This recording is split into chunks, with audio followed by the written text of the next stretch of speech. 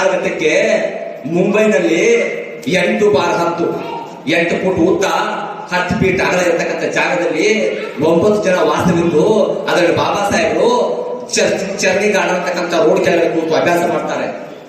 ಇವತ್ತು ನಮ್ಮ ಮನೆಯ ಟೇಬಲ್ ನಾಚಿಕೋರು ನಮಗೆ, ನಮ್ಮ ಮನೆಗೆ ಇವತ್ತು ಟೇಬಲ್ ಬಾಬಾ ಸಾಹೇಬ್ ಮುಂಬೈನ ಚರ್ನಿ ಗಾರ್ಡನ್ ಅಂತಕ್ಕಂಥ ರೋಡ್ ಬಳಿ ಕೂತು ಅಭ್ಯಾಸ ಮಾಡ್ತಾರೆ.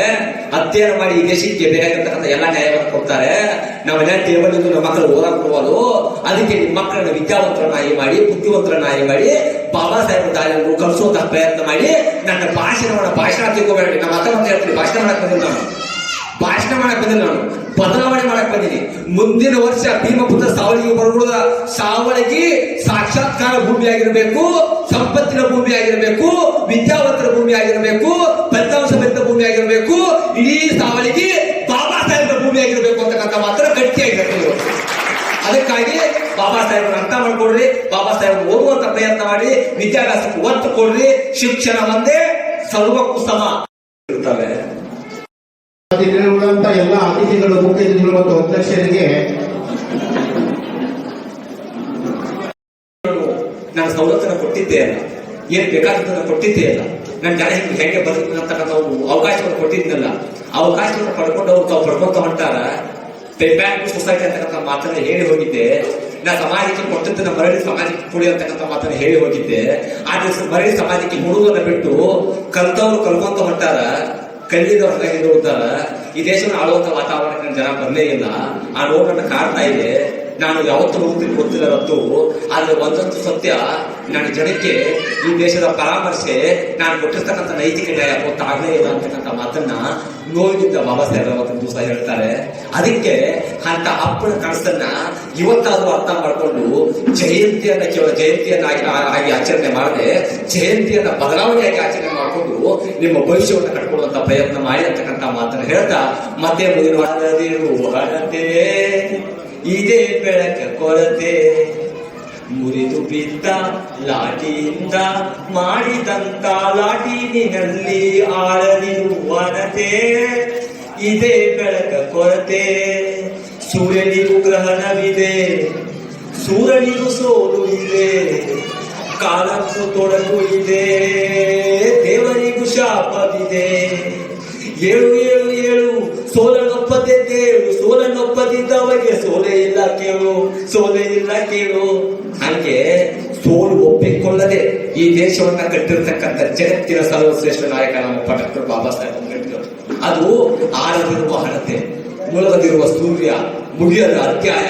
ಅದಕ್ಕೆ ಬಾಬಾ ಸಾಹೇಬರನ್ನ ಅಭ್ಯಾಸ ಮಾಡ್ರಿ. ನಿಮ್ಮ ಮಕ್ಕಳ ಭವಿಷ್ಯ ಉಜ್ವಲಗೊಳಿಸ್ರಿ. ನಿಮ್ಮ ಮಕ್ಕಳ ಬದುಕನ್ನ ಬಾಬಾ ಸಾಹೇಬ್ ಕಡೆ ಕರ್ಕೊಂಡು ಹೋಗ್ರಿ. ಯಾಕೆ ಬಾಬಾ ಸಾಹೇಬರನ್ನ ಓದ್ರಿ ಅಂದ್ರೆ, ಬಾಬಾ ಸಾಹೇಬ್ ಯಾವಾಗ ಓದ್ತೀರಿ ಅವಾಗ ನಿಮ್ಗೆ ಸತ್ಯ ಗೊತ್ತಾಗ್ತೈತಿ, ಈ ಮಣ್ಣಿನ ಬೆಲೆ ಗೊತ್ತಾಗ್ತೈತಿ, ಅಲ್ಲಿ ಬರ್ತಕ್ಕಂಥ ಬೆಲೆ ಗೊತ್ತಾಗ್ತೈತಿ. ಅದಕ್ಕಾಗಿ ಬಹಳ ಜನ ಕೇಳ್ತಿರ್ತಾರೆ, ಮೇ ಬರ್ತಕ್ಕಂಥ ಮುಂದಿನ ತಿಂಗಳ ಮೇಯಲ್ಲಿ ಲೇಬರ್ಸ್ ಡೇ ಮಾಡ್ತಾರೆ, ಕಾರ್ಮಿಕರ ದಿನಾಚರಣೆ ಮಾಡ್ತಾರೆ. ಕಾರ್ಮಿಕರ ದಿನಾಚರಣೆ ಮಾಡ್ತಾರೆ, ಕಾರ್ಮಿಕರಿಗೆ ಸವಲತ್ತು ನಿಮಗೊಂದು ಗೊತ್ತಿಲ್ಲ. ಆ ಕಾರ್ಮಿಕರಿಗೆ ಸವಲತ್ತು ಬಂದದೇ ನಮ್ಮ ಕೊಟ್ಟ ಕಾರ್ಮಿಕರ ಮುಖಾಂತರ. ಅದಕ್ಕಾಗಿ ಇಡೀ ಕಾರ್ಮಿಕ ವರ್ಗ, ರೈತ ವರ್ಗ, ಈ ದೇಶದ ಎಲ್ಲ ಜನಾಂಗ, ಅಖಂಡ ಭಾರತದ 141 ಕೋಟಿ ಭಾರತೀಯರು ಇವತ್ತು ನಿಂತ್ಕೊಂಡಿರೋದು ನಮ್ಮಪ್ಪನ ಸಾಮಾಜಿಕ ನ್ಯಾಯದ ಮೇಲೆ, ಆರ್ಥಿಕ ನ್ಯಾಯದ ಮೇಲೆ, ಬದ್ಧತೆಯ ನ್ಯಾಯದ ಮೇಲೆ. ಒಟ್ಟಾರೆ ಬಾಬಾ ಸಾಹೇಬರು ಈ ದೇಶದಲ್ಲಿರ್ತಕ್ಕಂಥ ಒಂದು ತುಂಬಿದ ನದಿ. ಆ ನದಿಗೆ ಕೊನೆ ಇಲ್ಲ, ಆ ನದಿಗೆ ಅಂತ್ಯ ಇಲ್ಲ. ಆ ನದಿ ಅರ್ಥಶಾಸ್ತ್ರಜ್ಞ, ರಾಜಕೀಯ ತಜ್ಞ, ಇತಿಹಾಸ ತಜ್ಞ, ಭೂಗೋಳ ಶಾಸ್ತ್ರಜ್ಞ, ಮನುಕುಲ ಶಾಸ್ತ್ರಜ್ಞ, ಒಟ್ಟಾರೆಯಾಗಿ ಭರತಖಂಡವನ್ನ, ಜಂಬೂ ದ್ವೀಪವನ್ನ, ಹಿಂದೂಸ್ತಾನವನ್ನ, ಇಂಡಿಯಾವನ್ನ, ನಾಗಾಕುಲವನ್ನ, ದ್ರವಿಡ ಭೂಮಿಯನ್ನ, ಈ ಮಣ್ಣನ್ನ ಅತ್ಯಂತ ಗಟ್ಟಿಯಾಗಿ ಸದೃಢಗೊಳಿಸಿ ಫಲಕಾರಿಯಾಗಿ, ಚಿಕಿತ್ಸಕಾರಿಯಾಗಿ, ಸಮರ್ಪಕವಾಗಿ ಕಟ್ಟುವ ಮುಖಾಂತರ ಎಲ್ಲ ಭಾರತೀಯರು ಹೆಮ್ಮೆಯ ಬದುಕನ್ನು ಬದುಕಲಿಕ್ಕೆ, ಇಷ್ಟದ ಬದುಕನ್ನು ಬದುಕಲಿಕ್ಕೆ, ಕಷ್ಟದ ಬದುಕನ್ನು ಕಿತ್ತಾಕಿ, ನೋವಿನ ಬದುಕನ್ನು ಕಿತ್ತಾಕಿ, ನೆಮ್ಮದಿಯ ಬದುಕನ್ನು ಬದುಕಲಿಕ್ಕೆ ಹಾದಿ ಮಾಡಿಕೊಟ್ಟಿರ್ತಕ್ಕಂಥ ನನ್ನಪ್ಪ ಭಾರತ ಭಾಗ್ಯ ವಿಧಾತ ಡಾಕ್ಟರ್ ಬಾಬಾ ಸಾಹೇಬ್ ಅಂಬೇಡ್ಕರ್ ಅವರ ಪಾದಗಳಿಗೆ ಕ್ರಾಂತಿಕಾರಿ ಸಲ್ಲಿಸುತ್ತಾ ಬಾಬಾ ಸಾಹೇಬ್ ಅವರ ಚಿಂತನೆಗಳನ್ನ ಅತ್ಯಂತ ಸ್ಫೂರ್ತಿದಾಯಕವಾದಂತಹ ರೀತಿಯಲ್ಲಿ, ಮೈನವರುಳಿಸುವಂತಹ ರೀತಿಯಲ್ಲಿ ತುಂಬಾ ವಿಸ್ತಾರವಾಗಿ ಶಿಕ್ಷಣ, ಅದರ ಮಹತ್ವ, ಬಾಬಾ ಸಾಹೇಬ್ ಅವರು ನಾವು ಡಿಜೆಯಲ್ಲೋ ಮೆರವಣಿಗೆಯಲ್ಲಿ ಕರ್ಕೊಳ್ಳೋದು ಬೇಡ, ಅವರನ್ನ ಬರವಣಿಗೆಯಲ್ಲಿ ಕಾಣೋಣ ಅನ್ನೋ ವಿಚಾರಗಳನ್ನ ಹೇಳಿದಂತ ಭೀಮಪುತ್ರ ತುಂಬಾ ಸೂಕ್ತವಾದಂತ ಹೆಸರು ಅನ್ಕೋತೀನಿ. ಸಂತೋಷ್ ಅವರಿಗೆ ನಮ್ಮ ಸಂಘಟನೆ ಪರವಾಗಿ ಮತ್ತು ಎಲ್ಲ ವೇದಿಕೆಯ ಪರವಾಗಿ ಅನಂತ ಅನಂತ ಧನ್ಯವಾದಗಳನ್ನು ಅರ್ಪಿಸ್ತೇನೆ. ಜೊತೆಗೆ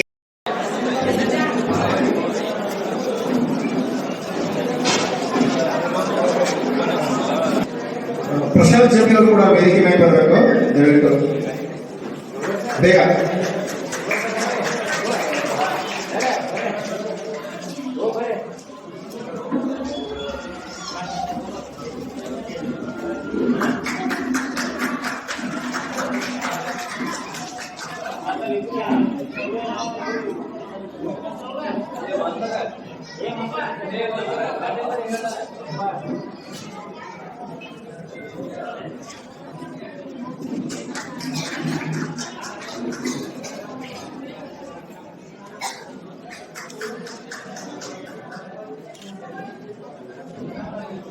ಇಲ್ಲಿರ್ತಕ್ಕಂಥ ಬಿಸಿ ರಕ್ತದ ಯುವಕರು, ಅಂಬೇಡ್ಕರ್ ಸಂಘದ ಯುವಕರು, ಎಲ್ಲ ಹಿರಿಯರು ತಾವು ಉತ್ತಮ ರೀತಿಯಿಂದ ಕಾರ್ಯಕ್ರಮವನ್ನು ಮಾಡಿದ್ದೀರಿ.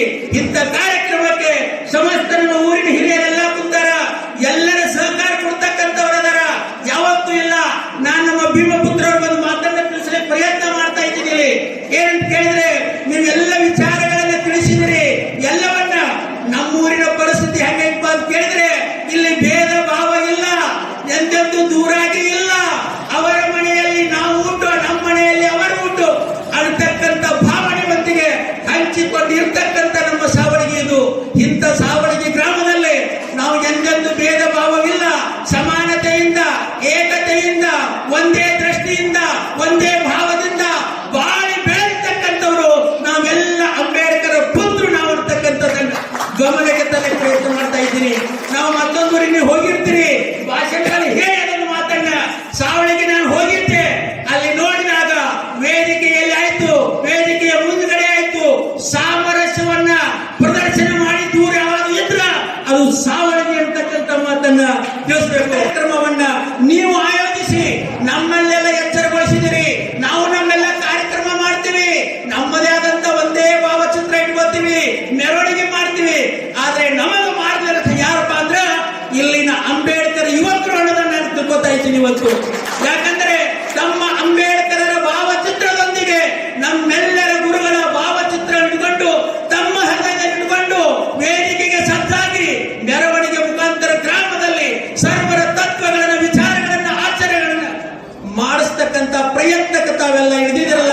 ಮತಗಳೆಲ್ಲ ಹೇಯ, ಸಮತೆ ಒಂದೇ ನಿನ್ನ ಧ್ಯೇಯ. ಎಂದು ನೀನು ಕೊಟ್ಟ ವಾದ ಅದೆಂದು ಎಂದು ಬರದ ಭೂಮಿಗೆ ಸಿದ್ಧಾಂತ ಅಂತಕ್ಕಂಥ ಮಾತನ್ನು ಹೇಳಿದ್ರು. ಇಡೀ ಜಮಖಂಡಿಗೆ, ಇಡೀ ಬಾಗಲಕೋಟೆಗೆ, ಇಡೀ ಕರ್ನಾಟಕಕ್ಕೆ ಒಂದು ಸಿದ್ಧಾಂತವನ್ನ ಇನ್ನೊಂದ್ ಸತಿ ಬರ್ಬೇಕಾದ್ರೆ ಒಂದು ಇನ್ನೊಂದ್ ಸತಿ ಅಲ್ಲ, 100 ಸತಿ ಬರ್ಬೇಕು ಸಾವಳಿ ಬರ್ತಿದ್ರ. ಅದ್ ಬೇರೆ ಪ್ರಶ್ನೆ. ಅದೇ ಯುವಕರ ಕುರಿತು, ಹೆಣ್ಮಕ್ಕಳನ್ನ ಕುರಿತು, ಅಣ್ಣಗಳ ಕುರಿತು ಹಿರಿಯರ ಮಾತನ್ನ ಹೇಳಿದ್ರು. ಅದೇನಪ್ಪ ಅಂದ್ರೆ ಇಲ್ಲಿ ಸಾವಳಿಗೆಯಲ್ಲಿ ಸಾಮರಸ್ಯ ಐತಿ, ಮ್ಯಾಲ ಎಲ್ಲರೂ ಕುಂತಾರ, ಜಾತಿ ಮತ ಪಂಥ ಏನೂ ಇಲ್ಲ, ಎಲ್ಲರೂ ಉಂಟವಿ, ಎಲ್ಲರೂ ಹೋಗ್ತೀವಿ, ಹೋಗಿ ಬಂದು ಮಾಡುವ ವಾತಾವರಣ ಗೈತೆ ಇರತಕ್ಕಂಥ ಮಾತನ್ನ ಏನ್ ಹೇಳಿದ್ರೆ, ಬಾಬಾ ಸಾಹೇಬರ ಕನಸು ನಿಜವಾಗ್ಲೂ ಸಾವಳಿಗೆ ನನಸಾಗೈತಿ.